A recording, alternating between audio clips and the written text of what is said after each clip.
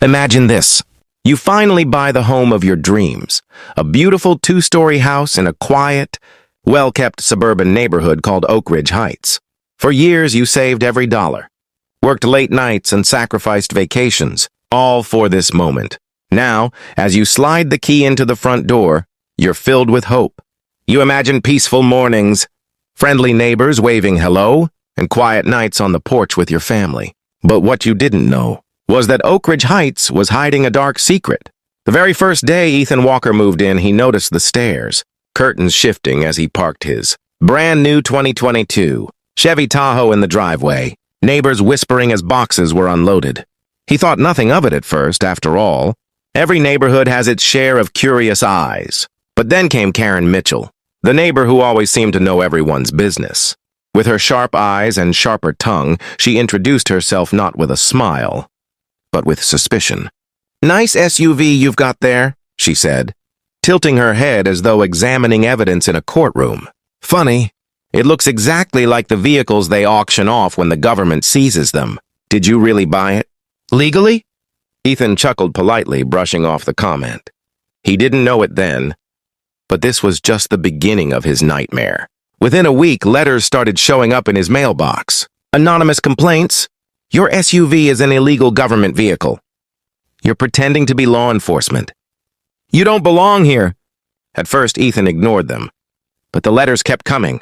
The handwriting changed, but the accusation stayed the same. Someone, or maybe several people, were trying to push him out. One night, just after midnight, a heavy knock rattled his front door. When Ethan opened it, two uniformed police officers stood on his porch. Their flashlights swept across his living room.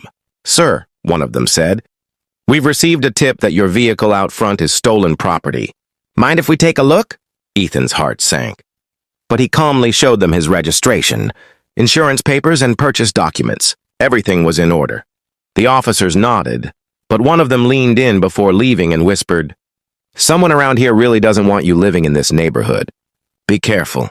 From that night on, Ethan could feel the eyes of Oak Ridge Heights on him, watching, judging, waiting.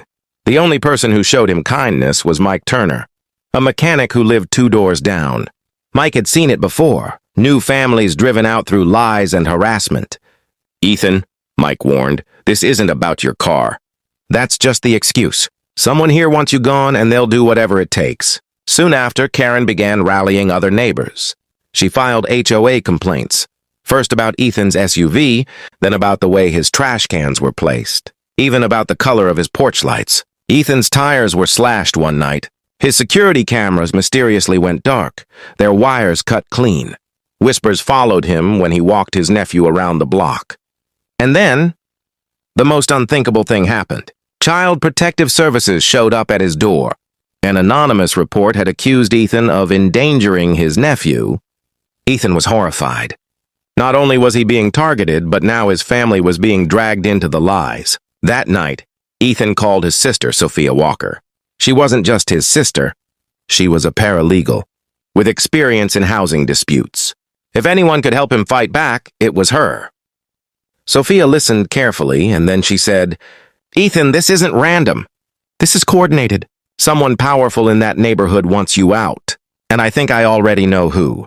Sophia Walker wasted no time. She began digging through every piece of paperwork Ethan had saved. HOA, complaint letters, notices from the city, even the CPS report. One by one, she began tracing them back, and then she found it. An email chain. Anonymous complaints that weren't so anonymous after all. Hidden within the digital signatures was the name, Richard Hale, the president of the Oak Ridge Heights HOA. Sophia's jaw tightened. Richard wasn't just a neighborhood figure.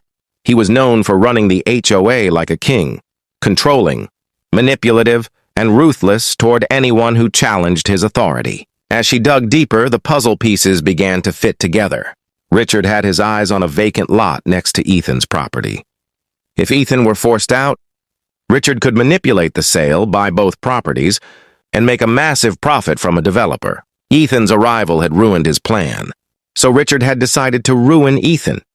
Karen Mitchell wasn't acting alone. She was Richard's ally, his foot soldier, spreading rumors and filing bogus complaints to put pressure on Ethan until he cracked. Sophia knew they needed proof, something undeniable. She convinced Ethan to upgrade his security system, this time with hidden backup cameras they didn't know about, and soon the evidence came rolling in. One night, the cameras caught Karen creeping into Ethan's yard and snapping photos of his SUV. Another recording captured her cutting the wires of his original cameras. And the final piece, a voicemail Richard had accidentally left on Mike Turner's phone, ranting about pushing Ethan out before he ruins everything. It was all the proof they needed. The next HOA meeting was supposed to be routine, but when Ethan and Sophia walked in, the room shifted. Neighbors whispered, curious about the boldness of the man they thought would have left by now. Richard Hale sat at the front of the room, smug and confident. Karen Mitchell sat by his side, glaring at Ethan with thinly veiled contempt. When it was Ethan's turn to speak, he stood quietly for a moment, letting the silence weigh heavy in the room. Then Sophia placed a thick folder of documents on the table. Every complaint filed against my brother, she said firmly, traces back to Richard Hale. Every rumor, every false police tip, every CPS report, engineered to force him out.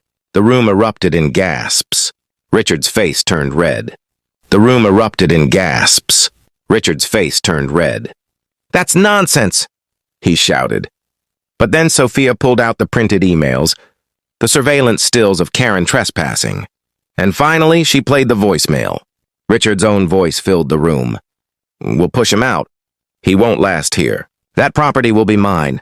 The silence that followed was deafening. Neighbors who once avoided Ethan now stared at Richard in shock and betrayal. Karen's hands trembled. Richard tried to regain control, slamming his fist on the table. This means nothing. I run this HOA. But Ethan finally spoke, his voice calm yet firm. No, Richard, you don't run this neighborhood. You've bullied and controlled people for too long. But this ends today. This is my home, and no amount of lies will drive me away. The vote was swift and decisive. Richard Hale was stripped of his title as HOA president. Karen Mitchell was fined heavily for harassment and trespassing. Both of them left the room humiliated, their power shattered. For the first time since he moved into Oak Ridge Heights, Ethan walked back to his home without feeling eyes burning into his back. Mike Turner shook his hand with a smile of relief. Sophia hugged her brother, whispering, "You're safe now. They can't touch you anymore." And as the days passed, Ethan noticed a change. The neighbors who once whispered began greeting him politely. Children played outside his house without fear. The atmosphere of hostility slowly melted away, but Ethan would never forget the lesson he learned. Because the story of Oak Ridge Heights is a chilling reminder. Sometimes the real danger isn't outside the gates of your neighborhood. Sometimes it's sitting across from you at the dinner table of a community meeting. And when whispers turn into lies, and lies turn into official reports, one person's courage can expose the truth. Ethan Walker didn't just fight for a house. He fought for his dignity, his safety, and his right to live without fear. Because sometimes, the scariest villains don't wear masks. They wave from across the street.